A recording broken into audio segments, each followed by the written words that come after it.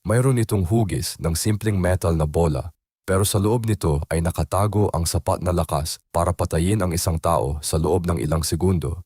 Ang Demon Core ay isang spherical na plutonium na tumimbang ng 14 na libra. Ginawa ito ng mga siyentipiko sa Los Alamos para sa ikatlong atomic bomb ng Amerika, pero hindi na ito nagamit sa digmaan. Noong Agosto 1945, si Harry Daghlian ay nag-iisa sa laboratorio.